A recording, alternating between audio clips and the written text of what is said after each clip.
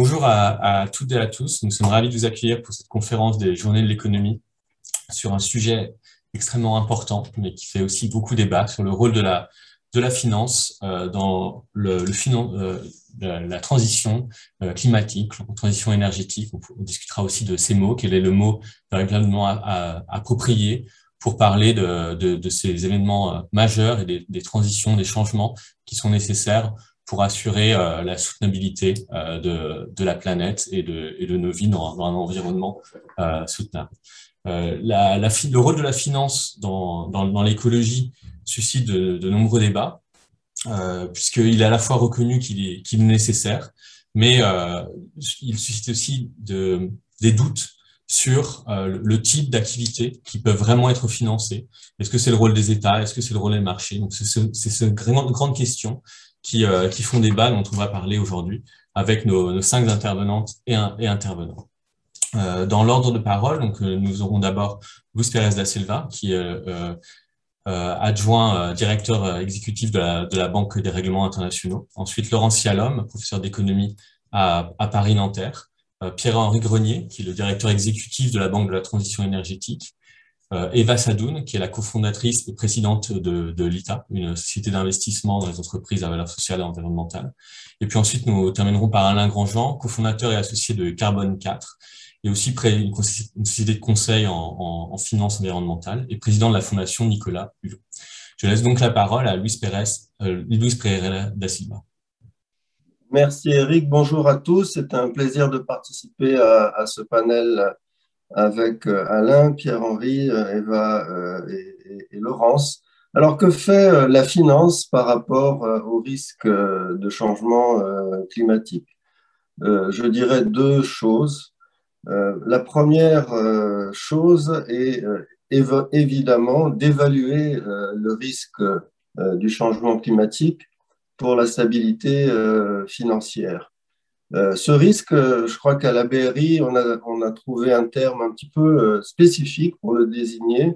On parle de signes verts, non pas des signes noirs de la finance classique, c'est-à-dire les crises financières classiques sont des événements de queue de distribution. Nous, on considère que le risque climatique est un risque qui est en fait du domaine de la certitude si on ne fait rien. Donc, ce n'est pas un problème probabilistique ou stochastique, c'est un problème d'agir aujourd'hui en urgence contre le risque à la fois physique. On a vu la multiplication des événements climatiques extrêmes qui affectent le bilan des institutions financières, des compagnies d'assurance, des banques, mais aussi des ménages et des entreprises, et aussi le risque de transition, c'est-à-dire le fait que la valeur d'un certain nombre d'actifs du fait de ces risques climatiques peuvent changer parce que la préférence des investisseurs change, parce que la régulation change. Et donc, le premier rôle de la finance est d'essayer d'évaluer si, avec l'avènement de plus en plus fréquent de ces risques dus au changement climatique, si le système est toujours stable, si le système est toujours viable. Et c'est aussi le rôle des régulateurs, des banques centrales, parce que c'est leur mandat de s'assurer de la stabilité du système financier dans la longue durée. Donc là, c'est un problème, je dirais, de changement un peu d'état d'esprit, je dirais presque une rupture épistémologique avec les modèles de risque antérieurs, qui étaient des modèles, encore une fois, prenant le risque dans le système financier comme des risques de queue de distribution ou des événements très, très rares, alors que je pense qu'il y a un changement de paradigme avec le risque climatique. Et évidemment, travailler pour que ces risques soient minimisés et travailler pour qu'il y ait une transition à laquelle le système financier peut aider vers un système où les portefeuilles soient progressivement décarbonés et convergent vers les normes préconisées par les accords de Paris, c'est-à-dire des portefeuilles qu'on appelle convergents vers 1.5, c'est-à-dire dont le contenu soient moins exposés aux risques climatiques. C'est un processus long, c'est un processus qui doit être ordonné, mais c'est un processus sur lequel les régulateurs, les autorités publiques doivent fournir une orientation qui indique aux acteurs du système financier quelle est la direction à prendre et quelles sont les précautions à prendre. Donc ça, c'est le premier grand pan, je dirais, du rôle de la finance. Deuxième grand pan, c'est financer la transition vers des activités plus soutenables, c'est-à-dire des activités qui soient évidemment moins carbonées. Et là, je dirais qu'il y a un élément un petit peu schumpeterien dans le rôle de la finance. Souvenez-vous, la finance a été le moyen par lequel on a transité d'une société agricole au 18, 19e, 17, 18, 19e siècle vers des sociétés industrielles. Eh bien, il faut qu'elle puisse jouer aujourd'hui le rôle de financement d'une transition vers une économie soutenable, vers une économie moins carbonée.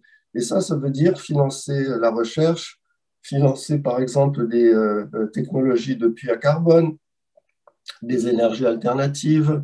Il faut qu'elles soient capables de créer une trajectoire de transition qui soit une trajectoire d'abord la plus expansionniste possible du point de vue de l'activité économique, mais qui soit aussi consciente des effets redistributifs des politiques de transition. Par exemple, évidemment, on sait qu'il est nécessaire d'avoir un prix adéquat du carbone pour la transition, mais on sait également que l'instauration de ce type de politique amène des effets redistributifs et que, amenant des effets redistributifs, il faut penser, bien entendu, au type de transfert compensatoire vers les groupes et les segments de la société qui sont le plus vulnérables à cette modification de prix relatifs qu'amène la transition vers une économie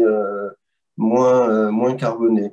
Et donc, le rôle de la finance dans la transition, ce sera de trouver les mécanismes pour financer des projets nouveaux. Il y a toute une série d'études qui ont été faites pour le G20, pour le G7.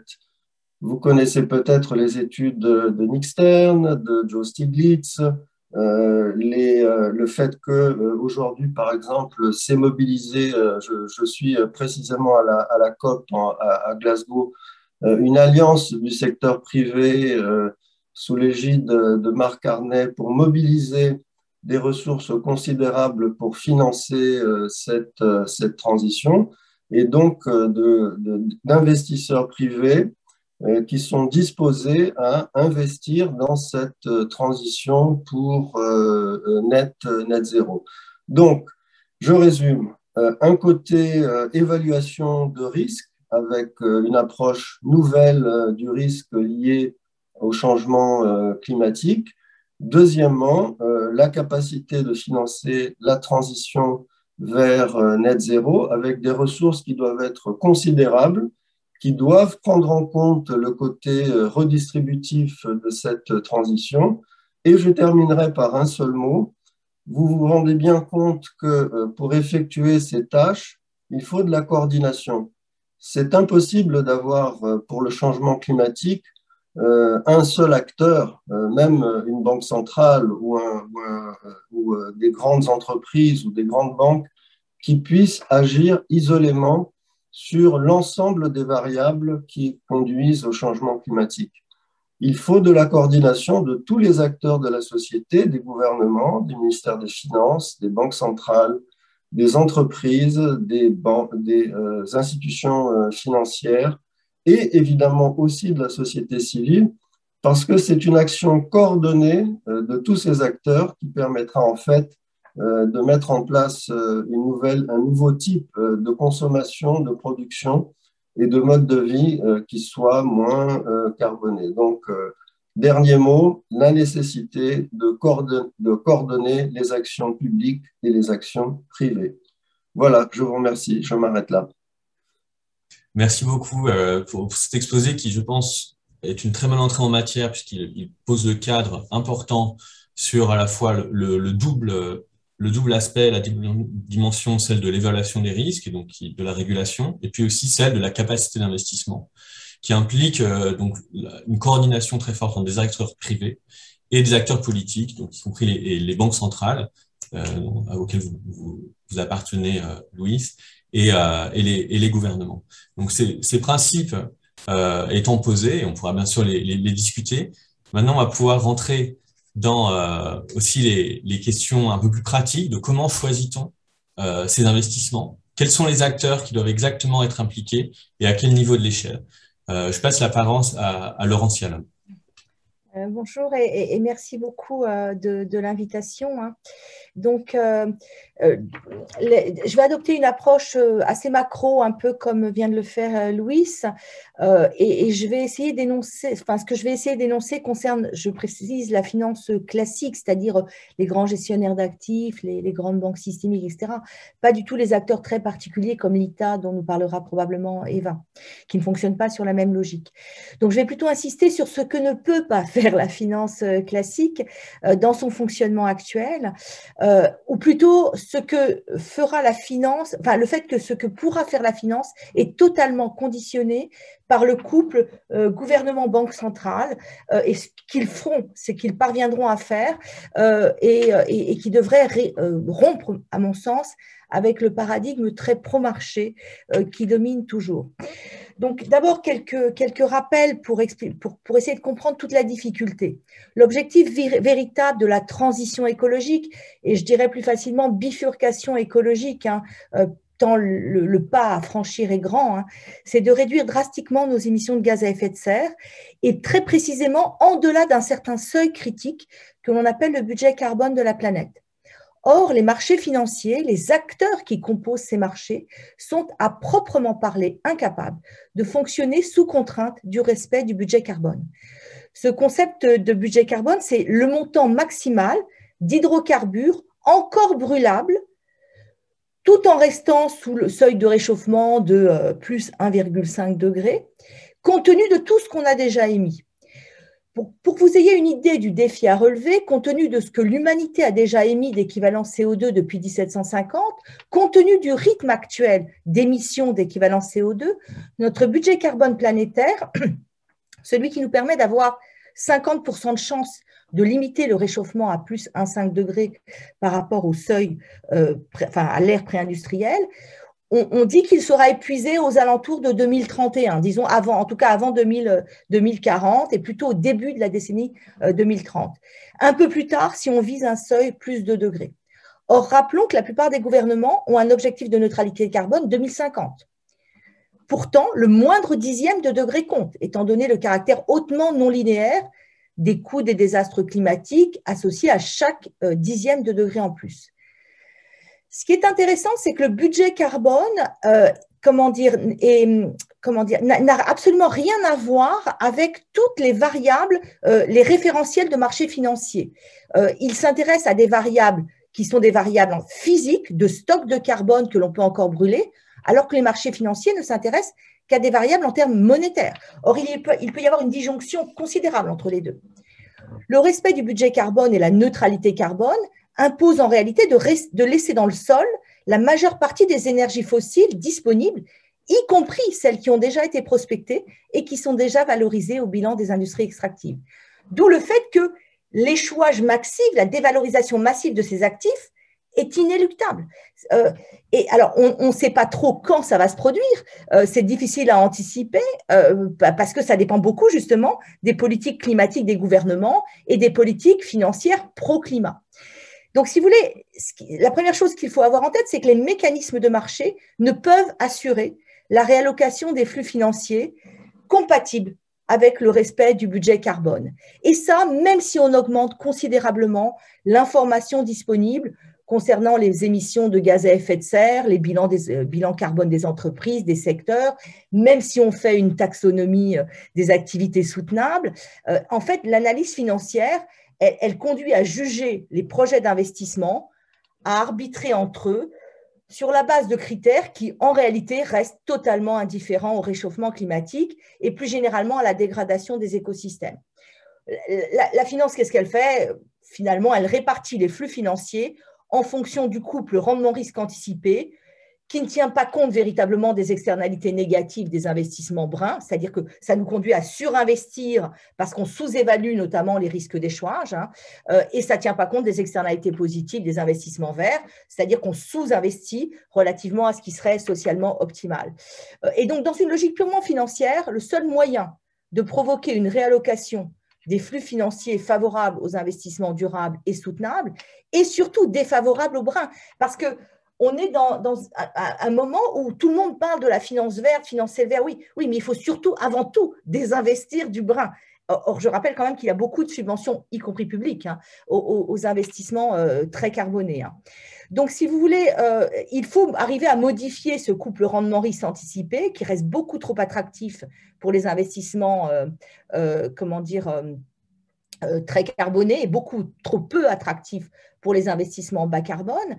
Et donc, ça veut dire qu'il faut rompre avec des mécanismes de marché. Il faut accepter que l'État diminue le risque du vert par des garanties d'État, par des prises en charge de pertes. Il faut accepter des systèmes qui peuvent être de subventions, de fiscalité plus favorable pour améliorer la rentabilité du vert. Il faut dégrader la rentabilité du brun. Alors, la taxe carbone qui focalise beaucoup le débat a raison, c'est important. Mais ça serait une erreur de penser que simplement un prix du carbone suffira à résoudre les choses. Et surtout, il faut supprimer les subventions aux énergies fossiles. Et donc, on est renvoyé directement à la mise en place de politiques publiques appropriées, favorables aux investissements écologiquement soutenables, défavorables aux investissements nuisibles pour le climat.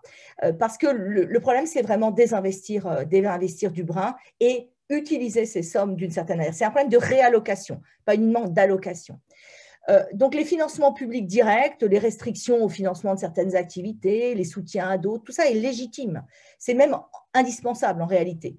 Et ça veut dire que le verdissement de la finance ne peut passer que par un activisme public, c'est-à-dire quand même par une rupture par rapport à une doctrine pro-marché qui prévaut depuis une bonne quarantaine d'années. Alors, pour autant, on n'est pas du tout dans le monde du yaka faucon. Il ne faut pas minimiser la difficulté d'un tel basculement paradigmatique. Je donne juste quelques éléments de réflexion. Le réchauffement climatique fait que le passé ne nous dit rien sur ce que va être notre avenir. Donc, on est face à une situation de sans précédent, une situation d'incertitude radicale, et tout le paradoxe est là. C'est-à-dire une situation d'incertitude radicale où on ne peut pas utiliser les données du passé, mais en même temps, comme l'a rappelé Louis, ce n'est pas un problème de queue de distribution, c'est certain. Et l'outil statistique est impuissant, puisque les régularités du passé ne peuvent pas guider nos actions. Or, on est dans des systèmes économiques qui reposent sur une gouvernance par les chiffres, par la quantification, et notamment sur la balance coût-avantage des mesures de politique économique. Donc, prendre des décisions en situation d'incertitude radicale, ça veut dire accepter des méthodologies de rupture beaucoup plus prospectives, plus qualitatives, plus analytiques, qui renoncent aux approches probabilistes. Et c'est très difficile de rompre avec ça, parce que, ça, si vous voulez, ça crée un biais à l'inaction dans l'action publique et dans l'action des banques centrales. On le voit très, très bien avec les rapports du NGFS. Donc, c'est le réseau des banques centrales et des régulateurs pour verdir la finance. Ces rapports sont excessivement lucides sur le diagnostic, sur l'urgence à agir, mais ils continuent à appeler à plus de recherche sur les fondements à l'action, tout en reconnaissant que cette quête du Graal ne peut par définition pas aboutir dans une situation d'incertitude radicale. Pourtant, les banques centrales disposent de plein de leviers qu'elles peuvent mobiliser, qu'elles pourraient mobiliser, de multiples instruments pour verdir leur politique monétaire. Ça peut être par le verdissement des collatéraux, la conditionnalité dans l'accès privilégié à la liquidité, un quantitative easing vert, les coordinations avec des banques publiques d'investissement pour soutenir des plans d'investissement dans la transition écologique, la monétisation de la dette publique, etc.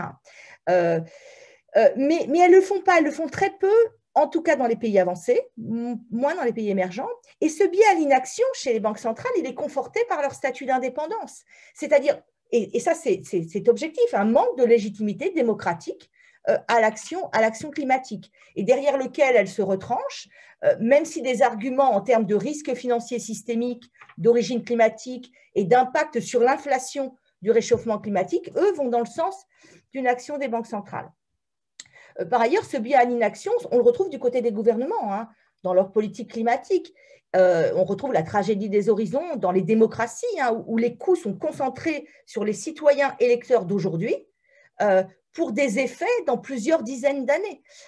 Et c'est une forme aiguë d'incohérence temporelle, hein, très, très difficile à surmonter dans une démocratie, hein, d'autant plus qu'il y a des coûts de redistributifs très importants. Et vous voyez, on fait des choses pour limiter le réchauffement climatique, mais il n'y a pas de contrefactuel. Ça aussi, c'est vraiment une entrave à l'action. Moi, c'est ce que j'appelle, avec mes étudiants, le syndrome Minority Report. Vous savez, ce film de science-fiction dans lequel la police peut attraper et emprisonner les assassins, mais avant qu'ils commettent leur crime. Dès lors, quelle est la justification à l'action? Enfin, je veux dire, c'est compliqué. Donc, je conclurai en disant que, bien sûr, à mon sens, la finance ne fait pas suffisamment pour réallouer les flux financiers, mais en réalité, ce n'est pas dans son ADN, enfin, je veux dire, dans sa manière de fonctionner. Et je pense que c'est au gouvernement d'encadrer la finance, d'accepter de renouer avec l'idée d'une canalisation de la création monétaire vers les secteurs, les activités bonnes pour le climat, de vraiment pénaliser le financement des énergies fossiles. Contrairement à ce qu'on entend parfois, les banques centrales ne seront pas le deus ex machina de la transition écologique, hein, mais même si la procrastination des gouvernements face aux défis climatiques renforce la nécessité de l'action des banques centrales, hein, du fait de l'urgence à agir et des risques financiers climatiques qui résultent finalement en partie de l'attentisme des pouvoirs publics. Donc, merci. Merci beaucoup, Laurence Yalom, pour cet exposé, on va dire, plus sceptique sur la capacité des acteurs financiers privés de même réguler, d'incarner et d'enclencher eux-mêmes cette transition énergétique, et qui insiste plus donc, sur une rupture avec une doctrine pro-marché et sur le rôle des gouvernements et des banques centrales dans un investissement soit direct, soit par des mécanismes de garantie. Il y a un point quand même très commun entre vos deux exposés que j'ai trouvé, c'est aussi l'importance donnée à comment on peut inciter des institutions à moins investir dans des activités qu'on sait extrêmement polluantes. Ce qui peut-être une question qui, institutionnellement, dans les mécanismes et les enjeux politiques, est assez distincte en fait de la première, c'est-à-dire financer des activités, on va dire, vertes, soutenables, et arrêter des activités polluantes, ce qui implique, et Luis Pereira da Silva avait mentionné ce point de compensation. Donc, qui doit compenser? Est-ce que là, c'est là encore uniquement le gouvernement, ou alors est-ce que la finance peut être mise à contribution? Donc, on va continuer cette discussion avec des points de vue qui vont maintenant peut-être rentrer plus précisément dans cette question qui est là latente, c'est-à-dire comment choisit-on ces investissements? Comment les caractérise-t-on? C'est quoi qu'est-ce qui caractérise un investissement, un actif polluant, un actif vert? Et je laisse pour ça d'abord la parole à Pierre-Henri Grenier, qui est directeur exécutif de la Banque de transition énergétique. Bonjour à toutes et à tous. Oui, moi je vais être plutôt sur le terrain, hein, banquier de terrain, plutôt micro, vous apporter le témoignage de ce que peut faire la finance de terrain dans une banque régionale, dans une banque coopérative, pour pouvoir accompagner la transition énergétique des clients, hein. Il y a une première conviction, moi, que j'ai de manière très forte, c'est que seule la mobilisation de l'épargne permet de pouvoir assurer des financements nécessaires à la transition, hein. C'est l'intermédiation bancaire que pratique au quotidien une banque régionale. C'est cette forme de transmutation de l'épargne en investissement et en financement grâce aux banques. Ça, moi, j'y crois très, très fortement. Je crois aussi que si on veut pouvoir avancer sur la transition énergétique, il faut un alignement des intérêts des acteurs, hein. Or, aujourd'hui, la prospérité d'une banque régionale, c'est d'abord la prospérité de ses clients, hein. Les sorts sont liés, hein, sur le terrain, hein. Et aujourd'hui, la prospérité des clients, des acteurs économiques régionaux passe par leur transition énergétique, hein. Et moi, ce que je vois dans tous nos clients, quels que soient nos clients, que ce soit, nous, on a un fonds de commerce surtout de PME, hein, de TI, des particuliers. Je vois que quels que soient nos clients, ils ont des enjeux de compétitivité pour les PME s'ils ne passent pas à la transition énergétique.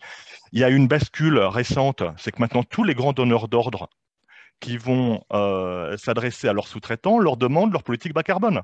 Moi, j'ai des clients qui ont perdu des marchés parce qu'ils étaient incapables de fournir le coût carbone de leurs petits composants ou bien de pouvoir expliquer la politique de réduction de leur empreinte carbone au sein d'une PME en Haute-Savoie, hein. Et donc, il y a un ruissellement de l'obligation de décarboner qui est vraiment réel. Et donc, il faut qu'on accompagne ces PME à décarboner leur activité, hein. Et ça, c'est pas un problème de conviction, hein, c'est un problème véritablement de compétitivité d'une partie de notre tissu de PME. C'est un enjeu de rentabilité aussi, hein, parce que le coût de l'énergie récent, on le voit très bien, a mis à mal un certain nombre d'entreprises. Et puis, pour les particuliers, c'est un problème de pouvoir d'achat, hein. Le coût de l'énergie met à mal le pouvoir d'achat des particuliers et impose encore plus la rénovation énergétique des bâtiments, hein. Donc, il y a véritablement un alignement aujourd'hui d'intérêts de différents acteurs économiques pour y parvenir. Et puis, je me dis, c'est le rôle d'une banque coopérative de participer à ce financement. Et ça, on est poussé pour cela par les épargnants eux-mêmes, qui veulent donner du sens à leur épargne. Moi, avant de lancer la Banque de la transition énergétique, j'ai fait une étude de marché. 70% de nos clients souhaitaient donner du sens à leur épargne. Même certains accepteraient d'avoir une épargne moins bien rémunérée s'il y avait la garantie d'avoir du sens. Or, dans une banque, c'est très compliqué de pouvoir tracer. Parce qu'une banque, c'est de l'épargne qui rentre, des crédits qui sortent, et mécaniquement, c'est très compliqué de tracer. Et dans l'étude de marché, ce qui était intéressant, c'est que les clients voulaient donner du sens à leur épargne, mais ils mettaient 2 réserves, hein. Et ces 2 réserves, elles sont vraiment importantes. La première réserve, c'était la territorialité de l'action, en disant, nous, on veut bien que notre épargne, elle serve à la transition énergétique, mais sur notre territoire. Hein, nous, on est en Auvergne-Rhône-Alpes et on retrouve cette notion de circuit court très fort, hein, d'économie circulaire financière, hein, qu'on retrouve de manière très forte. Alors, pour une banque régionale comme la nôtre, c'est pas compliqué parce que nous, nos crédits, on les fait sur la région, donc c'est quelque chose de natif dans une banque régionale. Et puis la deuxième réserve qui était beaucoup plus embêtante et beaucoup plus interpellante, c'était la défiance, hein. Il y avait a priori que 15% de nos clients qui nous faisaient confiance pour être transparents, hein. Donc ça veut dire à l'opposé 85% qui étaient a priori défiants, hein, sur la capacité d'être transparent et d'avoir une traçabilité. Et c'est pour ça que j'ai essayé d'imaginer avec la Banque de la transition énergétique un dispositif un peu particulier pour redonner de la transparence. Si on réfléchit dans le monde de l'épargne monétaire, aujourd'hui, il y a un seul produit pour les particuliers qui soit transparent, c'est le livret A. Et pourquoi? Parce que le livret A, il est centralisé à la Caisse des dépôts et que la Caisse des dépôts, en théorie, utilise cet argent pour financer le logement social. Donc, on peut a priori dire que quand on met 1 euro sur le livret A, il y a 70 centimes qui financent le logement social. Et donc, j'ai honteusement copié le modèle à ma petite échelle régionale, hein, en disant on va créer des livrets de transition énergétique avec une vraie promesse d'utilisation de cette épargne pour des financements de transition sur le territoire. Et donc, en créant une structure où je vais centraliser toute cette épargne dans une entité tierce, un peu comme la CDC avec le livret A, et qui ne va, avec cet argent, financer exclusivement des crédits de transition énergétique, ce qui me permet, à mon niveau, d'avoir une traçabilité, une transparence ligne à ligne de tous les crédits qui ont pu être faits avec l'épargne qu'on a collectée. Et puis après, il y a une autre question qui se pose. C'est comment on fait pour prêter plus, hein, pour une banque? Et puis, qu'est-ce qu'on appelle vert, hein? Alors, qu'est-ce qu'on appelle vert? Là, j'ai créé un comité consultatif avec l'ADEME, en régional, avec la région, avec des pôles de compétitivité, avec des grandes entreprises, pour définir une charte d'éligibilité des crédits. Qu'est-ce qui est du vert? Qu'est-ce qui n'est pas du vert? Qu'est-ce qui est du refinancement strictement financier? Qu'est-ce qui est véritablement un investissement de décarbonation, hein? Donc, il y a une charte d'éligibilité. Et puis après, il faut passer à l'action. Et pour passer à l'action, pour une banque, il y a 3 leviers qu'il faut activer, hein, pour une banque régionale. Le premier levier, c'est l'expertise. Il faut bien voir que dans le monde de la banque régionale, il y a un incontournable et qui ne devra pas changer, c'est qu'un banquier qui ne comprend pas, c'est un banquier qui ne prête pas, hein. Donc, il faut inverser la proposition en disant, si on veut prêter, il faut comprendre. Donc, il nous faut de l'expertise. Donc, une équipe de 10 personnes, une formation des équipes pour effectivement comprendre ce que c'est que des énergies renouvelables, le modèle économique d'une transition énergétique, qu'est-ce que c'est que la rénovation énergétique globale, performante, etc. Donc, toute une formation des équipes et une expertise. Le deuxième levier qu'on active, c'est des leviers de produits, d'offres de crédit bancaire. Je pense que notamment, il y a le crédit bail et le tiers financement qui sont des solutions de financement qui ont du sens et donc ont développé des produits de cet ordre-là. Et puis le troisième levier qui est le plus important, c'est le levier partenarial. Parce que moi, je me dis, ce que j'ai envie d'apporter à mes clients, c'est pas uniquement du, du financement. C'est une solution de transition énergétique pour les clients parce qu'ils n'ont pas besoin que de financement, ils ont une solution. Or, moi, même si je suis expert, je ne serai jamais un installateur photovoltaïque, je ne serai jamais un diagnostiqueur. Donc, on va chercher sur la région des entreprises spécialisées dans ces domaines de transition énergétique, on les évalue, on les qualifie et on les envoie à nos clients en disant, vous avez un projet de transition, vous avez une solution technique qui vous permet de résoudre votre projet, et puis nous, on sera là pour faire le financement. Voilà. Et ça, ces trois leviers, on les a appliqués sur trois domaines qui étaient les énergies renouvelables. Enfin, à notre échelle, on a fait du photovoltaïque, de la méthanisation, de l'hydroélectricité. Je n'ai pas développé d'expertise sur l'éolien parce que l'éolien terrestre en Auvergne-Rhône-Alpes, j'y crois pas trop. Et je suis pragmatique et je me dis qu'il n'y aura pas beaucoup d'enjeux en Auvergne-Rhône-Alpes. Sur l'efficacité énergétique, tous les financements de rénovation énergétique performante et globale pour les particuliers, la mobilité, le changement des flottes pour les entreprises avec l'éruption des ZFE, des zones à faible émission dans les grandes agglomérations qui vont être un vrai sujet pour nos clients artisans.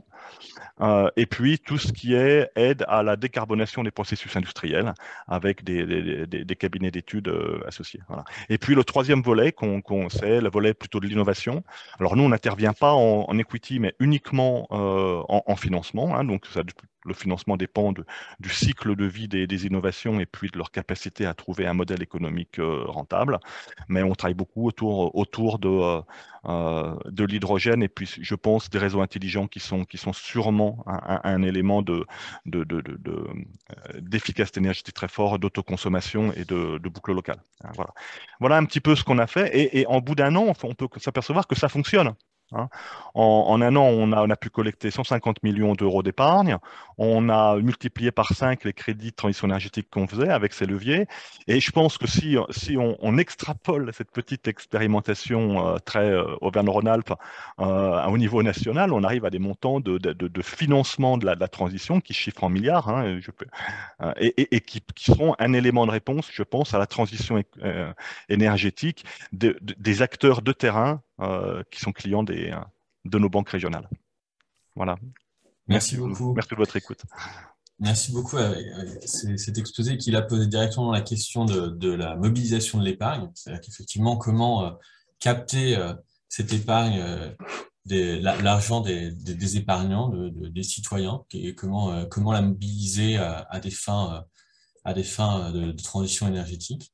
Et aussi la question de l'expertise, qui je pense est aussi très importante, qu'on n'avait pas encore touché de manière précise, c'est-à-dire quels experts mobiliser, quels savoirs sont nécessaires pour vraiment trancher la question ce qu'est un investissement vert, ce qu'est un investissement brun, le terme était employé, et ce qui est absolument nécessaire, comme vous l'avez dit, pour garantir la confiance des clients, mais aussi la légitimité sans doute de l'État. Et c'était à ce point de vue assez intéressant de voir que finalement c'est un dispositif privé, mais qui prend modèle sur un dispositif d'État, c'était celui qui était organisé par la Caisse des dépôts et consignations. On va continuer vraiment avec ces questions très précises du choix des investissements, du choix des acteurs, de la mobilisation des experts, avec Eva Sadoun, à qui je laisse la parole et qui nous présentera sans doute exactement quelle est l'activité de l'entreprise qu'elle a fondée et qu'elle dirige. Merci. Merci beaucoup de me laisser la parole.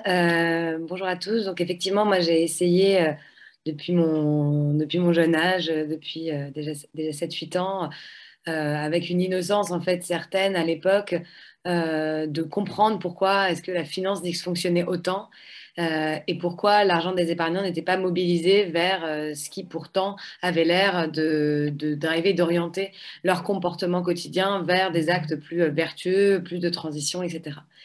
La première chose, et qui d'ailleurs est plutôt liée maintenant à la deuxième partie de mon activité, mais qui est quand même quelque chose que j'ai remarqué, c'est le fait que personne ne comprend vraiment rien, en fait, à la manière dont la finance fonctionne, au point même que même les experts, parfois, en fait, n'ont pas toujours l'information. Typiquement, c'est sur la question notamment des livrets. Enfin, malheureusement, aujourd'hui, c'est pas 60% qui va dans le logement social, mais uniquement 30%. Parce que la plus grosse partie, effectivement, il y a 60% qui est centralisée à la CDC, mais 40% qui est encore placé par la banque. Et là, sur la partie qui est placée par la banque, on ne sait pas vraiment où ça va. On sait qu'il y a 80% qui iraient dans les PME parce que c'est réglementé, mais on ne sait pas vraiment où ça va. Pareil sur la question du LDDS. On a même en plus des produits maintenant qui s'appellent verts et qui eux-mêmes, en fait, aujourd'hui, d'un point de vue réglementaire, donc sur la partie qui est gérée par la banque, c'est uniquement 10% qui doit aller dans la transition, 5% dans le solidaire. Et côté CDC, on sait que les nouveaux placements depuis là, 2-3 ans vont vers le vert, mais tout ce qui est avant, par contre, tous les stocks, on ne sait pas où ça va. Donc, en fait, ce n'est pas une pierre que je lance, c'est plutôt une pierre que je lance en fait, au système financier, qui en fait s'est construit autour d'une opacité les placements. D'ailleurs, même Olivier Sichel, qui est le DG de la Caisse des Caisses des dépôts et la Banque des Territoires, quand je l'ai appelé sur cette question-là, parce qu'on a lancé du coup une pétition dernièrement, m'a dit oui, c'est vrai, mais en même temps, on n'a pas suffisamment de projets, ou en fait, on est obligé de placer une partie de l'argent. Mais en fait, ce qu'il y a derrière, c'est que le problème, c'est qu'aujourd'hui, les acteurs financiers sont OK en fait d'aller placer dans la transition écolique. Ils ont bien conscience de ces enjeux, mais ils ne sont pas OK pour remettre en question les fondamentaux de la finance classique, donc qui est notamment l'ultra-liquidité. Donc aujourd'hui, comment proposer de l'ultra-liquidité aux épargnants? Donc on le fait sur les livrets par des systèmes de garantie de l'État, mais en fait l'État n'est pas non plus un philanthrope. Donc en fait, quand lui va apporter cette garantie, il veut s'assurer qu'il y ait de la liquidité, et pour ça, il faut qu'il y ait toujours une partie qui soit placée sur les marchés, et de la même manière dont on plaçait l'argent avant, c'est-à-dire en autorisant des opérations qui sont court terme, en ayant des gestions qui sont malheureusement trop passives, et du coup en suivant en fait le porte-parole de certains actionnaires activistes, euh, et en ayant de l'argent qui sont placés sur les marchés et essentiellement malheureusement sur les marchés secondaires. Et du coup sur des places de marché qui ont été créées à la base pour apporter de la liquidité sur les marchés primaires. Donc les marchés primaires étant la levée de fonds directe en fait des entreprises, le marché secondaire étant l'endroit où les actions s'échangent. Et ce marché secondaire en fait malheureusement prend une place beaucoup trop importante qui fait qu'il y a une déconnexion totale de la finance avec l'économie réelle, et du coup qui fait qu'aujourd'hui on arrive à des résultats effarants, qui est que la finance pèse 4 fois l'économie réelle, qui n'est pas la seule raison, ce ne sont pas les marchés secondaires, il y a d'autres types d'opérations qui créent cet effet-là. Mais malheureusement, on a cette finance, en fait, une partie de la finance d'ailleurs trop importante qui fonctionne à côté de l'économie réelle et qui fonctionne à côté de l'investissement direct dans l'activité. Donc quand on pose la question de l'investissement dans la transition écologique, on pose la question de l'investissement dans des actifs qui sont tangibles ou de l'investissement qui a réellement de l'impact en fait sur le terrain. Et malheureusement, quand on a une finance qui fonctionne en vase clos, comment réellement s'assurer que cet investissement, même quand il est vert en fait, même quand il est brandé, parce que on a vu que plein de banques ont développé des algorithmes géniaux, méthodologiques, etc., pour reclasser leurs actifs, analyser ce qui est carboné, ce qui est décarboné et placé. Oui, certes. Est-ce que la banque est capable de justifier le fait que l'argent en fait va être placé réellement dans quelque chose qui va produire de la valeur écologique? Non, ils sont incapables de faire ça. C'est juste qu'ils ont mis d'autres algorithmes, mais sans se soucier même du fait que, bah, effectivement, est-ce que l'argent est vraiment investi dans les entreprises? Donc, c'est pour ça que le point de vue que moi j'ai ici, c'est qu'il faut complètement réinventer ce système. Et c'est pour ça qu'on l'expérimente à travers différentes entreprises qu'on a montées. Donc, la première qui est l'ITA, qui est la version la plus simple, mais malheureusement, voilà, avec un esprit d'enfant, en fait. À l'époque, on se dit comment réellement produire de la valeur écologique, bah, en investissant de l'argent dans des produits, et notamment comme le fait mon prédécesseur, qui prête effectivement à des entreprises qui produisent de la valeur environnementale, bah, effectivement en investissant, nous dans notre cas, dans des entreprises qui ont une valeur sociale et écologique. Bien, et sociale toujours, même pour l'écologie, parce que soigner un cancer, c'est soigner ses causes, et c'est pas un projet de société, les émissions zéro, pour moi, un projet de société, c'est une finance qui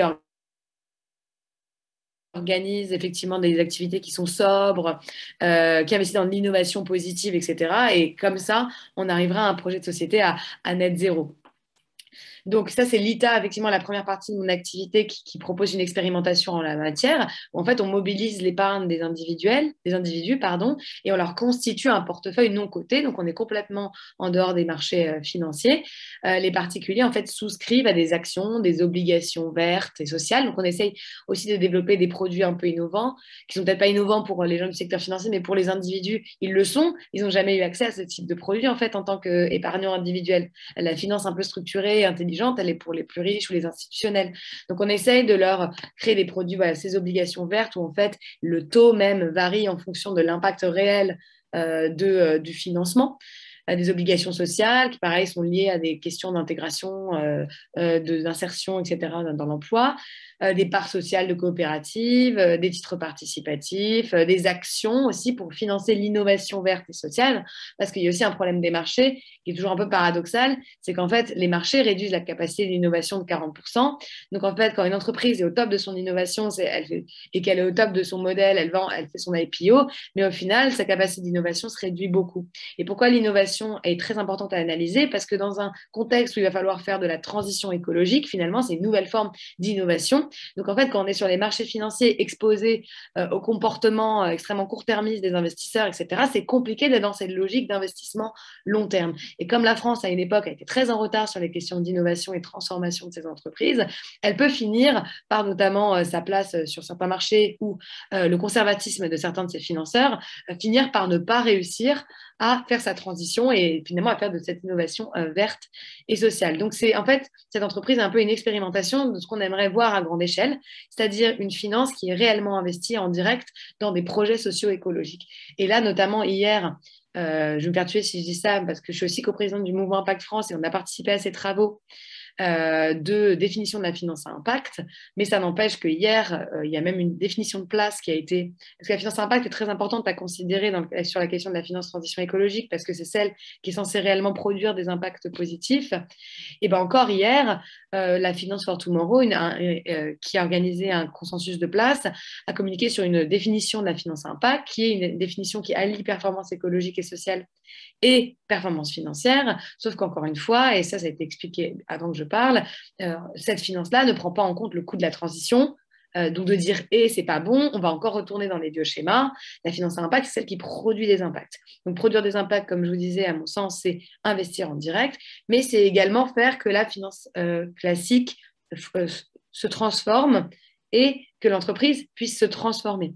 Et pour ça, donc on a vu que l'Université de Zurich a publié encore une étude dernièrement, mais c'est des études qui reviennent assez régulièrement. L'autre manière de produire un impact, c'est de transformer, c'est de faire de l'engagement actionnarial. Donc ça, c'est une méthodologie qu'on valorise beaucoup également sur Rift, qui est l'autre entreprise que j'ai montée récemment, qui là s'attaque à au problème de la transparence de toutes ces données, parce que moi, toutes ces données que je vous donne sur les livrets, sur l'épargne, etc., je ne les sors pas de mon chapeau. En fait, c'est par 3 ans de travail avec Rift qu'on a constitué cette base de données, où on a analysé en fait l'allocation de l'ensemble des actifs, des produits d'épargne, qu'est-ce qui se cache derrière une assurance vie, qu'est-ce qui se cache derrière un livret, derrière une etc. On a constitué une base de données pendant 3 ans, que derrière, c'est un algorithme en fait d'analyse des sous-jacents des produits d'épargne, qu'on a ensuite comparé avec du coup l'analyse écologique que peut produire Carbone 4, donc je ne vais pas à m'avancer là-dessus, et derrière qui nous permet de sortir des résultats très tangibles sur la manière dont fonctionne l'épargne. Et la question que nous posent beaucoup les personnes sur RIF, donc là il y a à peu près 30 ou 40 000 personnes qui sont sur Rift et qui lisent l'application, et 5 000 personnes qui sont passées à l'action, c'est-à-dire qui maintenant ont envoyé à travers Rift un mail à leur banquier, qui ont demandé de la réallocation d'actifs, etc. Ils nous disent, en dehors de ces produits verts, etc., qui ne sont pas nécessaires, quelle est l'autre méthodologie qui produit de l'impact? Et pour nous, c'est vraiment cette méthodologie de l'engagement actionnarial, où derrière, on se mobilise pour changer l'entreprise par l'Assemblée générale, par la gouvernance de l'entreprise. Donc, il y a des actionnaires, notamment dernièrement, qui ont voulu réaligner les totales avec un scénario 1,5, qui a présenté un rapport qui n'est pas du tout à la hauteur encore, mais en tout cas, c'est par l'engagement actionnarial que la transition écologique est arrivée au bord de ces entreprises. Et du coup, ils ont renversé en fait la vision des actionnaires activistes négatives qui créent des évictions, notamment de patrons comme Emmanuel Faber qui veulent changer leur entreprise, etc. Donc, on crée des actionnaires positifs. Et nous, on pense qu'en fait, et je vais finir là-dessus, parce qu'en fait, je pourrais parler très longtemps, mais je vois que mes 10 minutes sont passées. Je vais finir là-dessus. Mais nous, en tout cas, notre conviction, c'est que c'est par la mobilisation citoyenne, en plus de tout ce qui peut être fait au niveau banque centrale, au niveau de l'État, etc. Mais c'est par la mobilisation citoyenne qu'on sera peut-être capable de changer même tous ces acteurs et en fait de les mettre en face de leurs contradictions et de remettre en fait une forme de démocratie dans la finance. Mais ça passera par de l'éveil, de l'éducation et de la transparence et de l'honnêteté intellectuelle sur ce sujet de la finance, de la transition écologique. Merci beaucoup. Et donc on voit, ça annonce déjà des débats intéressants qui vont suivre ces exposés, puisqu'on voit ici dégager des points de vue quand même assez différents entre des critiques et des doutes sur la capacité même des acteurs privés à faire quelque chose, ou au contraire là, une défense aussi de certains acteurs privés, mais adossée à une mobilisation citoyenne, sans nier évidemment des rôles de l'État. Donc je pense qu'on va revenir sur tous ces points dans la discussion. Mais avant cela, on va écouter le dernier exposé d'Alain Grandjean, qui va nous parler de sans doute beaucoup de choses, mais notamment qui, avec sa double casquette, le président de la Fondation Nicolas Hulot, mais aussi le fondateur d'un cabinet de conseil, Carbone 4, pour calculer les coûts carbone des entreprises, va justement pouvoir nous dire quelques mots de ce point qui a été mentionné plusieurs fois, c'est-à-dire comment calcule-t-on vraiment l'impact, on pourrait même parler de nocivité environnementale de certaines activités économiques. Oui, merci. Bonjour à toutes et tous et merci de cet échange passionnant. Oui, je vais faire en 2 temps mon propos de 10 minutes. Prendre d'abord ma casquette Carbone 4. On existe depuis 2007. Mon associé Jean-Marc est l'auteur de la méthode bilan carbone. Et donc, c'est en gros une des seules chances qu'on a dans la question climatique, c'est qu'on connaît bien le fautif, c'est la tonne de gaz à effet de serre. On a une métrique qui fait l'objet de discussions scientifiques de très haut niveau. Le GIEC met à jour régulièrement les poids de réchauffement globaux des différents gaz. Et donc, le travail analytique de Carbone 4 et de tout un tas d'autres cabinets consiste à évaluer les émissions de gaz à effet de serre directes et indirectes liées à l'activité de l'entreprise. Et ensuite, à généraliser ce type de calcul pour des choses un peu plus compliquées qu'une entreprise, des projets longs, des obligations, des portefeuilles de titres. Et quand Louis a parlé d'alignement avec un portefeuille de 1,5 ou 2 degrés, c'est typiquement ce genre de méthode qui est employée. Donc là, je vais m'arrêter là juste pour dire qu'il y a un travail très important qui est fait par tout un tas d'acteurs techniques. Et sur la question du carbone, on peut avoir une assez bonne confiance dans le fait que, modulo que ce n'est pas précis à 1% près, on avance bien. Sur d'autres sujets, c'est un petit peu plus compliqué, plus émergent. Je vais parler 2 minutes, même non pas 2 minutes, 1 minute de biodiversité. C'est plus complexe. L'érosion de la biodiversité, elle est plus multifactorielle. Bon, c'est évident que les pesticides ont un rôle absolument majeur dans la destruction de la biodiversité sur le continent Europe de l'Ouest. Mais il y a quand même d'autres facteurs dans tous les coins. Si on parle de perte de biodiversité marine, c'est pas forcément les mêmes causes, et ainsi de suite. Donc, je ne rentre pas dans la théorie de la destruction de la biodiversité pour dire que là, c'est plus émergent, c'est plus récent. C'est lié donc d'une part à cette difficulté, c'est un petit peu plus multifactoriel, c'est plus régionalisé. La biodiversité, c'est la nature locale, donc c'est plus complexe. Puis deuxièmement, par le fait que les acteurs ont pris beaucoup plus de temps à comprendre la catastrophe écologique, la catastrophe naturelle, la destruction de la biodiversité, qu'à prendre conscience de la catastrophe climatique. Néanmoins, il y a beaucoup de travaux qui avancent et je suis relativement confiant sur le fait que là aussi,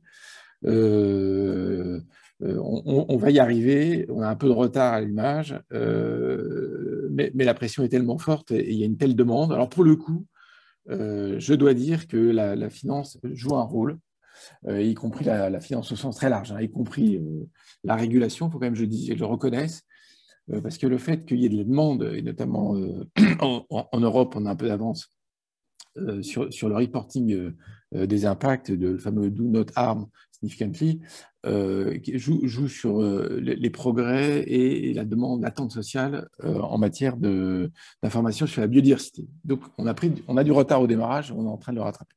Ça, c'est mon premier point, casquette carbone 4. Si je prends ma casquette FNA, je vais dire deux choses. D'une part, renchérir sur ce qu'a dit Louise à nouveau, qui est on a vraiment besoin de tous les acteurs et de coordination entre tous les acteurs. Mais chacun, en fait, autour de cette table l'a dit. On a besoin de la mobilisation citoyenne, et ce n'est pas FNH qui va dire le contraire. Évidemment que si on fait une attaque en justice pour une action insuffisante de l'État, c'est que c'est la mobilisation citoyenne qui est derrière nous et qu'on considère qu'il faut mettre de la pression pour que l'État fasse le job, et c'est quand même évident, on est en démocratie, les États, ils entendent l'opinion, et si l'opinion ne s'exprime pas, ils ne l'entendent pas. Il faut que les acteurs privés fassent le job. Moi, je suis un acteur privé, Eva est aussi un acteur privé, Pierre-Henri est un acteur privé, on fait notre job en essayant, dans les limites de nos actions, de nos mandats, de faire avancer le schmilblick. J'insiste maintenant quelques minutes sur une illusion et une proposition. Donc l'illusion, on a écrit avec Julien Fournier, qui est un ancien banquier, un livre qui s'appelle « L'illusion de la finance verte ». Il y a une petite tendance de la grande finance, hein, là je ne parle pas de la finance de terrain qu'incarne Pierre-Henri, hein, mais la grande finance, il y a une petite tendance à dire on va sauver le monde, laissez-nous tranquilles. Ça, c'est vraiment un mensonge et c'est clairement faux. Pour plein de raisons, Laurence les a bien abordées. Moi, je dirais qu'en vitesse, ce n'est pas la finance d'arrêter les actifs, fermer une centrale au charbon, arrêter d'extraire du pétrole, ce n'est jamais la finance qui le fera. La finance est là pour financer, même si elle compte qu'il y a des risques. À mon avis, du point de vue financier, les risques de transition sont beaucoup plus importants que les risques physiques liés au changement climatique de long terme. Donc, la prise en considération des risques peut rendre le régulateur un peu prudent. Donc, moi, je crois que c'est la première raison.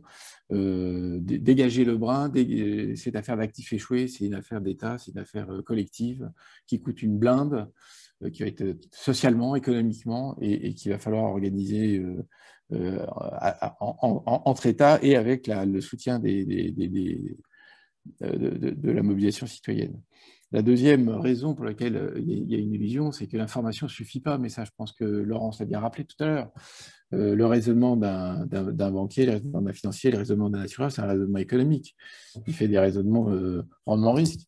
Donc, si les risques ne sont pas pricés, bah, il ne va jamais en tenir compte. Il peut dire qu'il le fait, mais en fait, il ne le fera pas. Maintenant, les propositions, ça consiste à dire que de la même manière qu'on pense les uns et les autres qu'il faut un prix au carbone, Pierre-Henri Grenier a parlé du prix de l'énergie. Quand le prix de l'énergie augmente, bah, ça fait bouger les comportements des acteurs. Bah, il faut qu'il augmente encore plus si l'énergie qui est considérée est fossile. Donc ça s'appelle quelque chose comme la taxe carbone. Ça va faire bouger l'économie réelle. Ce qui va faire bouger aussi l'économie réelle, c'est les réglementations, les interdictions. Si on interdit la voiture thermique à telle date, c'est évident que ça a des effets considérables sur le secteur privé. Si interdiction, réglementation, subvention, dans le domaine des énergies renouvelables, il est clair qu'elles ont accéléré leur développement grâce à tout un tas de mécanismes incitatifs qui ont été mis en place. Maintenant, pour terminer, moi je crois que la finance en tant que telle doit être aussi réglementée et régulée. Je crois, moi, à deux grandes mesures que Laurence a évoquées rapidement. Celle qui concerne tout ce qui est green quantitative easing, c'est-à-dire celle qui consiste à ce qu'il y ait un privilège qui est donné au refinancement des activités vertes, et donc, à l'inverse, un surcoût qui sera de plus en plus fort pour ce qui est les investissements ou les financements bruns.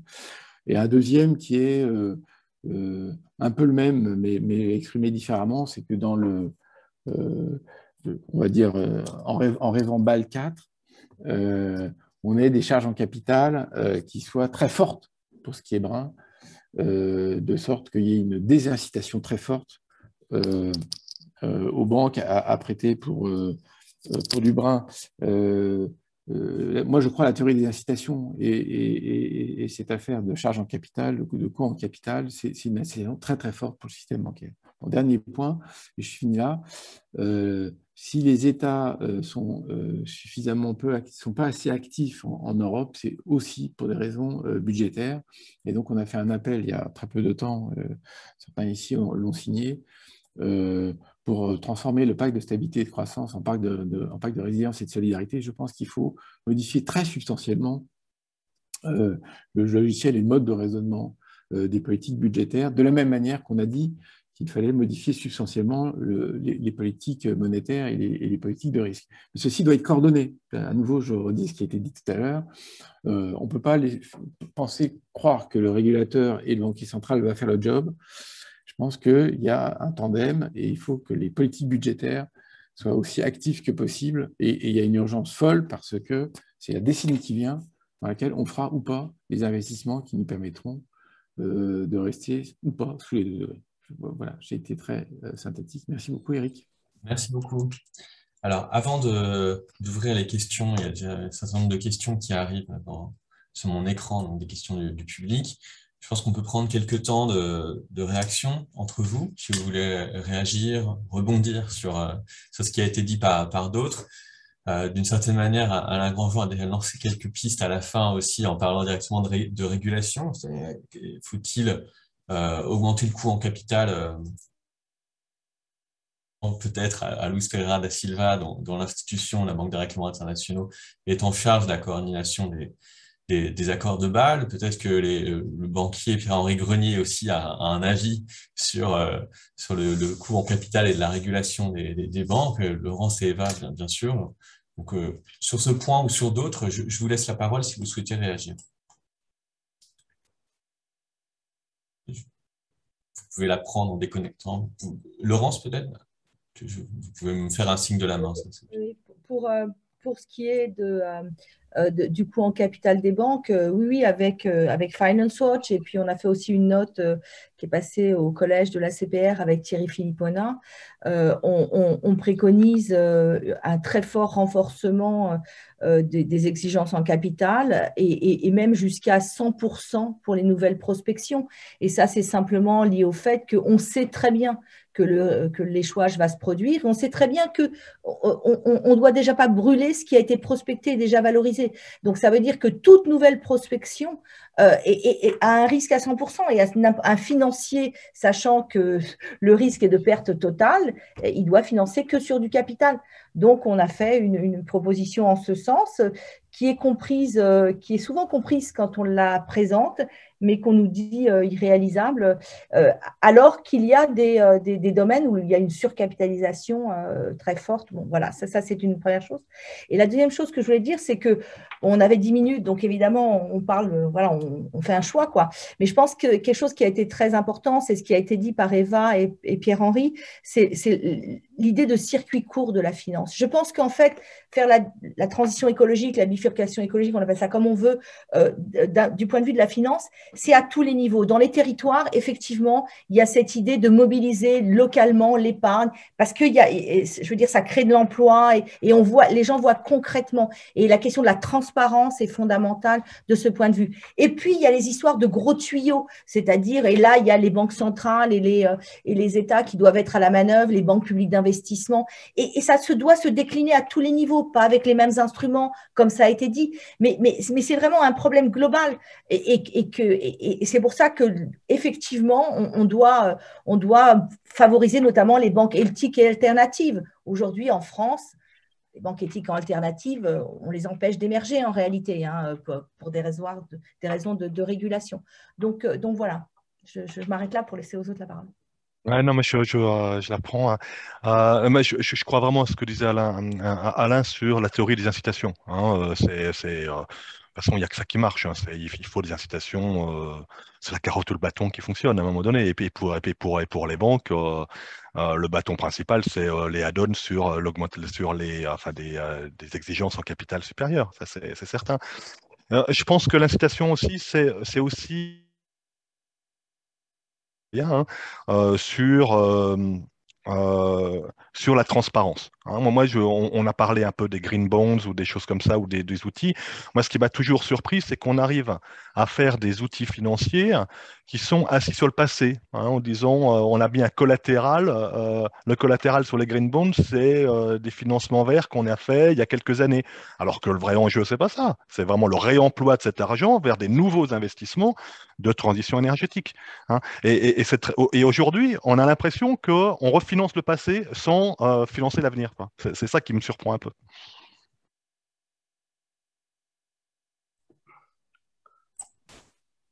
Eric, si je peux me permettre également de réagir, je pense qu'on est tous conscients, comme vous l'avez tous dit, du problème de l'urgence. L'urgence parce que le budget carbone dont on dispose, les meilleures estimations de l'IPCC nous le disent, est limité.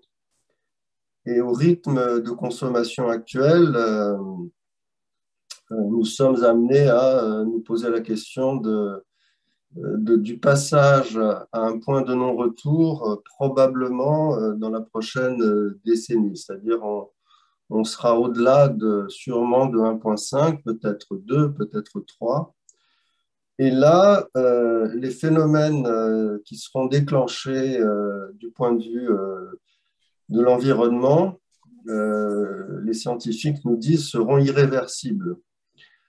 Et donc, la question, en fait, de la recherche de prix du carbone pour éviter cela, enfin, tous les mécanismes classiques de price discovery en situation d'incertitude radicale ou en situation d'irréversibilité sont extrêmement, je dirais, complexes et je dirais presque impossibles à déterminer. Donc, l'urgence, absolument. Il y a ce côté dont vous avez rappelé la nature, à laquelle il faut effectivement des mécanismes d'action aujourd'hui. Alors, ensuite, il y a aussi une autre complexité qui est de faire que la transition soit une transition, je dirais, ordonnée. Et ça, c'est le paradoxe je dirais, de ne pas créer ce que les financiers appellent un moment Minsky de la crise climatique. Alors, qu'est-ce que c'est un moment Minsky de la crise climatique? Ce serait une situation où l'absence, je dirais, de règles plus consensuelles, de règles où la transition serait définie par une trajectoire, je dirais, qui soit suffisamment rapide pour l'urgence, parce qu'on a conscience de l'urgence, mais qui soit également soutenable pour que le système puisse s'adapter sans crise financière majeure. Donc, je dirais, c'est une subtile combinaison d'éléments régulatoires. Alors, Alain a rappelé par exemple la régulation de l'économie réelle, mais également d'éléments régulatoires du point de vue des marchés financiers. Mais il faut que cette trajectoire soit une trajectoire qui elle-même n'augmente pas les risques, je dirais, de crise financière en transition, du fait, par exemple, d'un certain nombre de grands acteurs du marché financier se délestant de façon soudaine parce qu'ils encourent un certain nombre de risques réputationnels croissants de pans entiers de leur portefeuille et créant par là même le risque en fait de volatilité sur les marchés financiers. Alors, c'est compliqué, ce n'est pas des trajectoires d'adaptation ou de transition qui sont très simples, mais je dirais qu'il faut penser tous ces éléments dans un contexte où je dirais que la trajectoire doit être définie de la façon la plus claire possible pour l'ensemble des acteurs.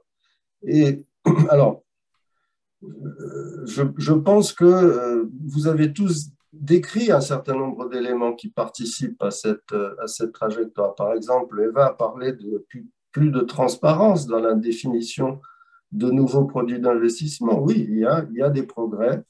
C'est peut-être pas suffisant dans les règles de PRI, dans les règles ESG, dans la définition des green bonds, dans la façon dont on améliore le data. Alain est bien placé pour savoir ça avec Carbone 4. Il y a des projets individuels, comme l'a rappelé Pierre-Henri au niveau local.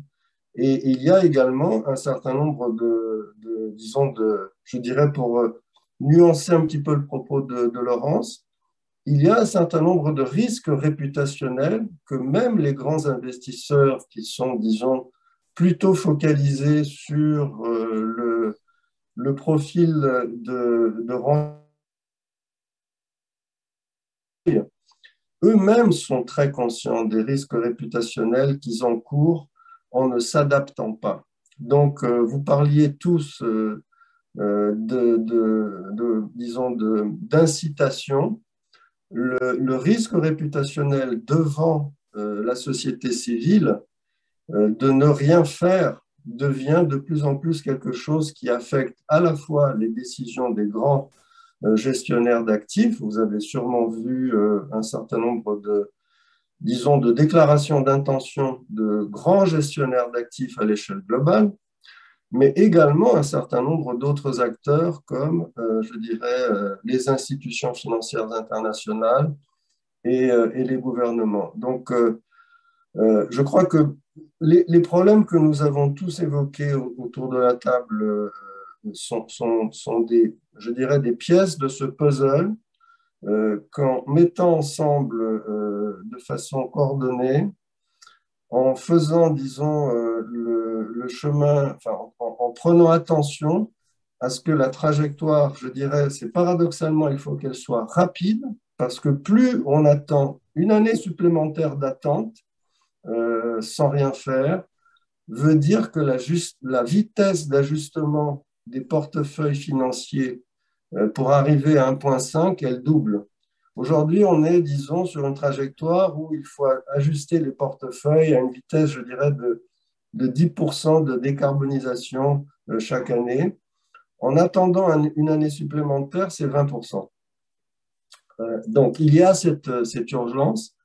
Et il y a paradoxalement également ce que je soulevais comme problème d'aller suffisamment vite, mais pas de créer, en essayant d'aller trop vite, une possibilité de volatilité financière qui puisse être contre-productive du point de vue en fait de la stabilité financière globale. Je crois que c'est tout le paradoxe en fait de la transition qu'on est en train de vivre et sur laquelle, une fois de plus, c'est pour cela que je parlais de nécessité de coordination de tous les acteurs dans ma première intervention.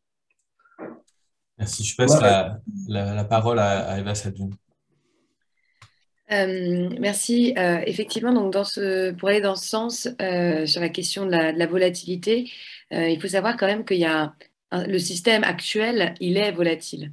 Et la manière dont on a réussi à le canaliser, c'est aussi parce qu'on est convaincu que, d'une certaine manière, on était convaincu que la manière de faire d'avant était celle qu'elle nous apportait de la prospérité. Sauf qu'aujourd'hui, on se rend bien compte que ce n'est pas le cas, que en fait, il y a une décorrélation totale sur les indicateurs de croissance financière avec les indicateurs de prospérité économique, que la loi d'Okun peut aller se ranger tranquillement parmi les vestiges d'hier, et que aujourd'hui, c'est ce modèle-là qui apportera plus de résilience. Donc, en fait, on peut faire un choix politique. Et en fait, nous, on attend à ce que ce soit un choix politique que d'apporter cette stabilité, et notamment le choix des régulateurs, le choix de la Banque centrale, le choix de l'État, en fait, d'apporter cette stabilité à ces actifs-là. Parce qu'aujourd'hui, quand on voit que en fait, 80% des produits d'assurance vie sont garantis par l'État, parce qu'il y a un choix politique que d'apporter cette garantie à des actions et des obligations, notamment souveraines, qui en fait, en soi, si elles étaient complètement dans le marché, très honnêtement, ça ne se passerait pas de cette manière-là, elles ne seraient pas souscrites de cette manière-là, etc. Donc ça pourrait mettre en péril certains États. Donc d'une certaine manière, il y a un choix politique d'avoir garanti les fonds euros.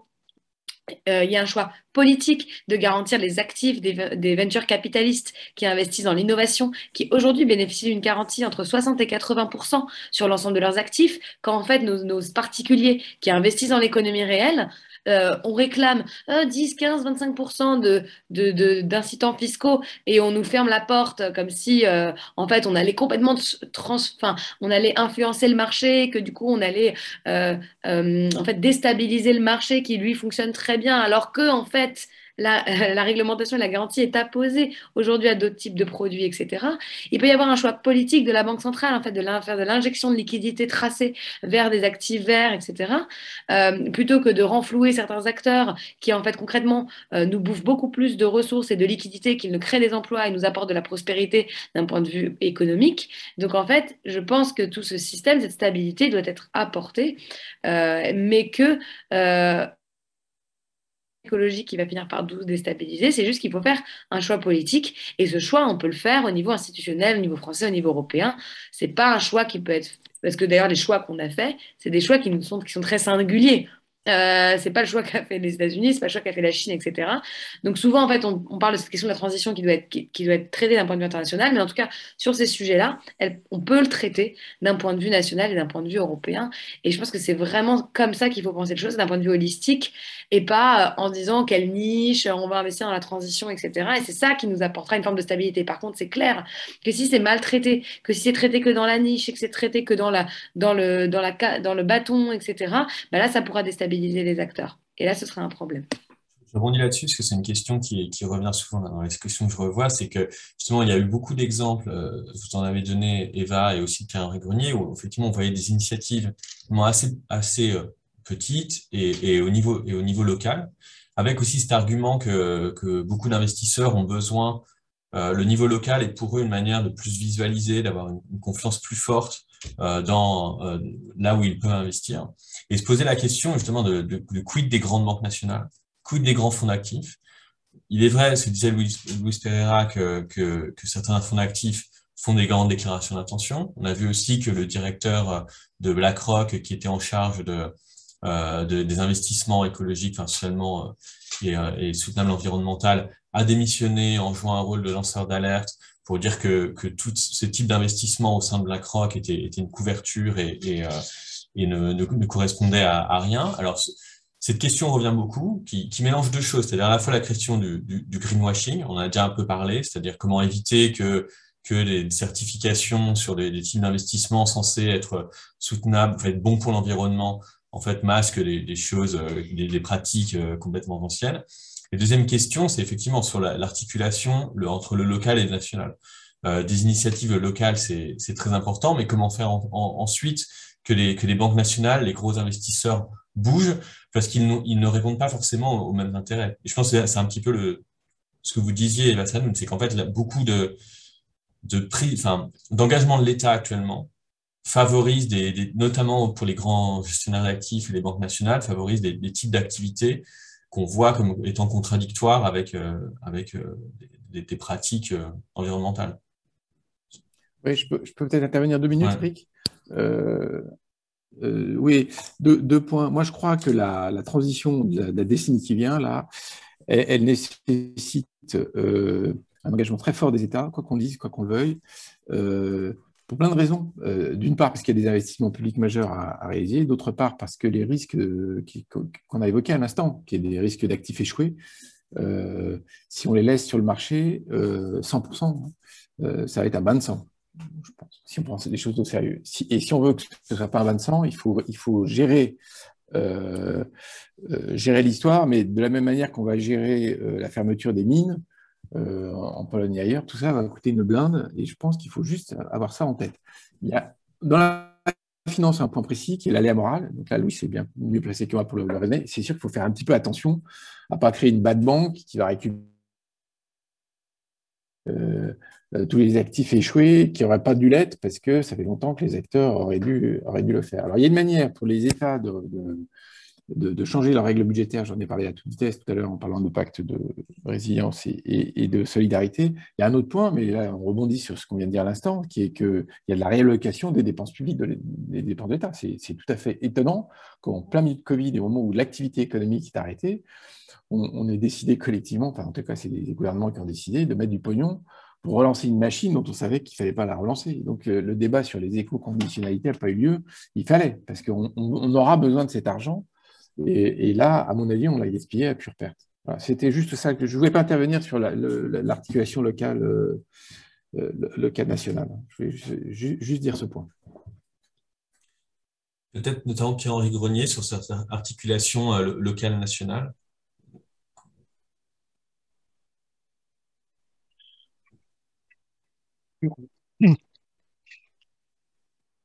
Sur le local, d'abord, et puis après, où est-ce que c'est le métier le local, il est, à mon avis, bien géré par des banques régionales. Hein. La démocratisation de la transition énergétique pour des petits acteurs économiques. Pour autant qu'une banque se soit dotée de l'expertise qui va bien, d'une vraie stratégie en la matière, et puis parce que on voit bien que l'environnement bancaire est très concurrentiel localement et qu'une banque qui sait adresser cette question de la transition énergétique, c'est une banque aussi qui va pouvoir mieux accompagner ses clients, conquérir de nouveaux clients, etc. Puisque c'est une urgence pour nos clients. Hein. C'est pas conceptuel la transition énergétique, c'est vraiment une urgence pour la PME aujourd'hui. Et puis alors, donc il y a localement la banque qui sait le mieux accompagner, ben, c'est la banque qui pourra prendre des parts de marché et qui le fera bien et qui permettra à ses clients de gagner en compétitivité, de gagner. Et je vous dis, moi, le monde régional, c'est vraiment un monde circulaire. C'est l'épargne locale qui finance des clients locaux et une prospérité croisée. Une banque coopérative, si ses clients ils se cassent la figure parce qu'ils n'ont pas fait de la transition énergétique, la banque ne se portera pas bien. Donc il y a, indépendamment de la régulation, hein, qui vient encadrer tout ça, mais indépendamment de la régulation, il faut revenir à un concept vraiment fondamental d'une banque régionale, c'est l'économie circulaire régionale et la bonne santé des entreprises qui constituent ce tissu. Hein, voilà. Après, ça, c'est vrai dans un niveau de démocratisation, de descente, de ruissellement de la transition énergétique vers des petits acteurs qui n'ont pas accès aux grandes politiques, aux politiques nationales. Moi, j'étais surpris quand je vois le responsable de l'ADEME, il me dit, Pierre-Henri, trouve-nous des bénéficiaires pour nos subventions. Énormément d'argent public aujourd'hui pour aider à la décarbonation d'une PME. C'est malheureusement compliqué, hein, parce qu'on a inventé un système généreux mais administrativement lourd. Hein, donc ils savent pas comment faire, ils savent pas les fiches C2E, c'est très bien, mais il faut avoir une certaine expérience pour pouvoir les remplir, et les patrons de PME l'ont pas. Et c'est un rôle de la finance de terrain d'accompagner les clients vers cette capacité de bénéficier, hein, de l'argent public. Alors, ça, c'est sur le financement du quotidien, hein, et la transition des petits acteurs. Après, il y a aussi incontestablement un besoin de stratégie globale de l'État, hein, pour orienter justement les subventions et puis pour orienter les investissements et participer à un élément qui est fondamental, c'est le premier cycle de l'innovation. Hein, puisque nous, en tant que banque de terrain, on va financer des entreprises qui ont une capacité à rembourser. Hein, moi, quand je prête à une entreprise avec l'épargne des clients, mon objectif, à un moment donné, c'est quand même que le client, l'emprunteur, il rembourse son crédit pour que je puisse effectivement rembourser mon épargnant. Hein, donc ça, c'est fondamental dans une banque. Et en revanche, c'est vrai qu'on va être dans ces cas-là assez prudent pour investir dans l'innovation, dans des projets qui n'ont pas encore un modèle économique abouti, où il y a un risque qui est au-delà du risque qu'on peut prendre pour une banque régionale. Et là, l'État a effectivement son rôle à jouer, hein, d'assumer ce risque du premier cycle de l'innovation. Hein. Et puis après laissons le tissu financier local assurer le deuxième cycle de l'innovation, à savoir la mise en marché et l'activité de ces entreprises. Hein. Donc je pense qu'il y a vraiment une complémentarité très forte entre la vision, l'orientation, les investissements en capital de l'État, les subventions aussi, et puis ce rôle très local qui est de diffusion hein, de cet argent public, et puis de la financement de la prise de risque sur l'innovation. Eric, si tu peux me permettre, il y a une dimension locale, il y a une dimension nationale, mais il y a surtout une dimension internationale. Le changement climatique, c'est un phénomène global. Donc, si on ne met pas également en place les mécanismes de transfert, en particulier le fonds de transition pour les pays émergents, on a promis 100 milliards, on est loin du compte. On sait très bien que l'émission des gaz à effet de serre est quelque chose qui atteint tout le monde. Donc, il faut absolument travailler également, et la finance a un rôle là-dessus, et la finance publique, les institutions financières internationales existantes ont un rôle pour les banques de développement. Vous savez qu'il y a une alliance des banques de développement à l'échelle internationale.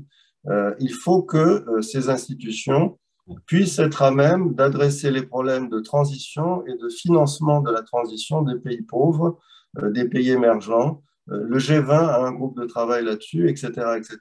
Et juste pour terminer, en étant peut-être un tout petit peu plus optimiste que Alain sur la transition post-Covid, oui, évidemment, on savait bien qu'il fallait saisir toutes les opportunités pour faire en sorte que la reprise soit une reprise moins carbonée et différente.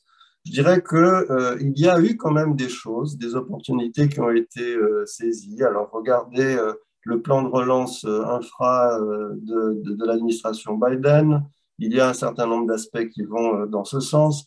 Le Green New Deal européen, il y a des aspects également qui vont dans ce sens. Donc, c'est peut-être pas totalement suffisant, mais je dirais qu'il existe une conscience supplémentaire dans le changement qu'apporte le post-Covid, y compris dans les modèles, dans les business models de beaucoup d'entreprises. Regardez, par exemple, on est en train d'avoir une conférence virtuelle aujourd'hui.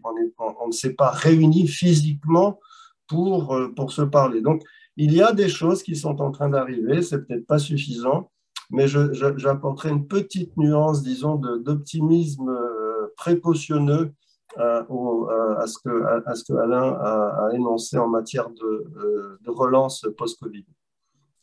Merci. Alors, il reste seulement 10 minutes et j'ai une question très difficile, vous allez voir, qui est posée ici, mais qui je pense est aussi très importante. C'est la question du rendement et du rendement financier et de quel rendement est-ce qu'il faut réguler, comment agir sur les rendements financiers qui peuvent être anticipés pour les types d'investissements nécessaires dans la transition. Je laisse de côté ici la question des actifs échoués, c'est des activités polluantes dont il faut se débarrasser, qui a déjà été discutée en partie. Mais sinon, cette question du rendement, elle est évidemment centrale, puisque donc, les financiers, quand ils investissent, c'est avant tout ce qu'ils regardent, c'est d'être sûr d'avoir plus d'argent à la fin que ce qu'ils ont mis au départ. Ce rendement est censé dépendre à la fois du risque, aussi de la liquidité, et Vassadoun en parlait. Alors, est-ce qu'on peut espérer qu'on va passer à un monde où, en partie grâce à certaines régulations, mais aussi en partie grâce au marché, on aura toujours des rendements qui seront assez élevés et que finalement le rendement des actifs doit continuer à être le guide principal des investissements financiers pour des activités compatibles avec une soutenabilité environnementale? Ou alors est-ce qu'il faut complètement changer d'approche? Pierre-Henri Grenier disait que dans son enquête, il avait une partie des personnes qui répondaient qu'ils étaient prêts à prendre d'autres critères que les rendements financiers. Mais dans ces cas-là, comment le faire? Est-ce que c'est seulement la mobilisation citoyenne, le rôle de l'État, etc. Donc, il reste seulement même pas 10 minutes, mais qu'on aborde cette question qui me paraît fondamentale. Eva. Déjà, pour moi, il faut en fait déjà supprimer les rendements virtuels qui sont organisés dans la finance classique déjà, pour qu'on puisse reparler de réels rendements. Donc déjà, toutes les opérations hyperfréquences, on a vu que même l'AMF avait interdit pendant la crise du Covid les opérations permettent en fait de parier à la baisse sur le court terme pour pas du coup complètement déstabiliser le tissu économique. Donc en fait ces opérations en dehors du Covid, enfin ils ont pu en tant que régulateur agir à ce moment-là, mais en dehors du Covid en fait elles sont autorisées. Donc en fait on est ok sur le fait qu'aujourd'hui il y a des opérations qui sont autorisées, qui soient du coup négatives pour le tissu économique, mais qui proposent un très très fort rendement. Donc déjà ces opérations doivent disparaître, toutes les opérations à hyperfréquence. Aussi il faut aussi ne plus autoriser autant d'opérations de buyback, de rachat d'actions, etc., qui en fait créent un rendement qui est en fait pas corrélé à l'activité économique de l'entreprise, etc. Donc déjà, en fait, ce que je veux dire, c'est que déjà, si on réorganise cette question du rendement dans l'économie classique, déjà, on va voir que les rendements qui sont apportés par cette économie-là sont déjà plus faibles. Donc déjà, on va pouvoir parler et se réaligner avec ça. Et ensuite, par contre, effectivement, si tant est que la question est d'investir sur le long terme, effectivement, il faudra faire des efforts sur la question du rendement court terme, mais on pourra apporter davantage de prospérité sur le moyen terme. Et ça, il faut que les acteurs et en ait la conviction. Et du coup, en autorisant moins les opérations court terme, on réapportera de la prospérité sur le moyen terme et on sera capable d'apporter un rendement qui est réaliste et qui est vraiment moyen terme. Donc, c'est ce qu'on essaie de pousser. Et il faut faire très attention. Et là, je m'adresse plutôt aux régulateurs, aux gens qui ont un impact sur ces régulateurs. Faites très attention à ce que la finance de place est en train de faire, où en fait, elle ne veut pas s'engager sur la baisse de rendement. Et vraiment, enfin, nous, on a peu d'impact à un moment et on en parle, etc. Mais il faut que la CPR, la MF, la Banque centrale, etc., soient capables en fait, de porter un message auprès de ces acteurs de place pour leur dire qu'il va falloir intégrer ce coût de la transition et pas accepter ce type de définition qui, en fait, ne rendent pas les objectifs socio-écologiques compatibles. Donc, pas performance, mais compatibilité avec la performance financière. C'est vraiment ce qu'il va falloir attendre. Et les rendements, ils seront du coup raisonnables. Nous, sur la plateforme, on offre des rendements entre 3 et 7 à 8% par an. Ça va, c'est raisonnable, c'est de l'épargne raisonnable, prospère, moyen terme, etc. Un petit mot, Eric. Je partage le point que des rendements très élevés, c'est un peu incompatible avec l'essentiel des opérations de la transition écologique et énergétique. Il y a vraiment un problème de fond, d'autant que les États et les gouvernements n'arriveront pas, ça je pense qu'il faut s'enlever cette idée de la tête, n'arriveront pas à mettre le prix du carbone à un niveau suffisant pour rétablir les écarts de rendement. Ça, c'est pour la partie climatique. Et pour la biodiversité, ça va être pareil. Vous voyez bien, dans le domaine de l'agriculture, c'est extrêmement difficile de pénaliser des approches d'agriculture intensive qui sont beaucoup moins bonnes pour la biodiversité que l'agroécologie. Donc ça, je pense que c'est un problème de fond. Je pense que ce serait à Eric de nous caractériser l'évolution des rendements de l'après-guerre à maintenant, parce que moi, je pense quand même que l'ouverture des marchés et la possibilité d'avoir des libertés d'échange de circulation du capital, ça a forcément contribué à l'augmentation des rendements. C'est un tout petit peu mécanique. Donc si on veut réduire et favoriser pas une action sur les rendements, ce que moi je crois souhaitable. Ça ne veut pas dire se passer de l'indicateur rendement, ça veut dire les contraindre un peu. Je pense qu'il faut faire sans doute des marches arrière. Je pense que l'ouverture indéfinie des marchés des capitaux, c'est un dogme qu'il ne faut pas avoir peur de casser. Et puis, j'arrête là parce que c'est quelques secondes. Juste signaler un truc très intéressant que moi j'ai supporté il n'y a pas longtemps, qui est une proposition de taxe sur les paiements, qui a été fait par Ivar Eklund et Jean-Charles Rocher, qui ont écrit un bouquin qui s'appelle « Il faut taxer la spéculation financière ». Ça va exactement dans le sens de ce que vient de dire Eva, mais sur une méthode très précise. Rocher, c'est un très bon spécialiste, un très bon économiste qui a été longtemps à Toulouse School l'économiste. J'étais assez surpris qu'il fasse ça parce que c'est apparemment pas complètement dans l'air du temps. Mais le gros avantage de cette taxe sur les paiements, c'est c'est une micro-taxe qui a été essayée dans un pays au monde. Ça marche techniquement. C'est plus intelligent, c'est plus faisable que la taxe Tobin, qui essaye de différencier la spéculation du reste. Là, c'est vraiment une taxe sur les paiements. Ça a des effets très, très conséquents sur le trading haute fréquence et sur toute une série d'opérations. Mais je n'en dis pas plus, c'est juste pour vous dire que cette proposition existe, qu'elle a été très précisément quantifiée et que ça vaudrait le coup de la faire connaître dans cette affaire-là. Elle n'est pas directement liée à la transition énergétique, sauf indirectement pour la raison qu'on vient de développer à l'instant. Merci. Donc, je crois qu'il nous faudra une autre table ronde, peut-être l'année prochaine au GICO, pour qu'on discute du rendement compatible avec la transition énergétique. Il reste 1 minute. Et Luis Pereira Silva voulait prendre la parole, je crois, sur cette question. Je voudrais voudrais finir là-dessus. Je crois que je finis sur, encore une fois, l'idée coordination, complémentarité entre le capital public et le capital privé. Il faut qu'il y ait des investisseurs de long terme. Le rôle de la puissance publique est précisément d'avoir un horizon plus lointain de rentabilité. Il est nécessaire de faire de la recherche sur un certain nombre de domaines pour lutter contre le changement climatique. Ça peut être complémentaire avec justement les investisseurs privés à long terme, avec des initiatives locales, avec des initiatives innovatrices comme celle d'Eva, de Pierre-Henri, avec effectivement un certain nombre de considérations de meilleure transparence, de meilleure identification du bénéfice pour le bien commun de la finance, et c'est tout ce qu'on souhaite à tous nos collègues qui travaillent dans le secteur privé et dans le secteur public en matière de finances vertes.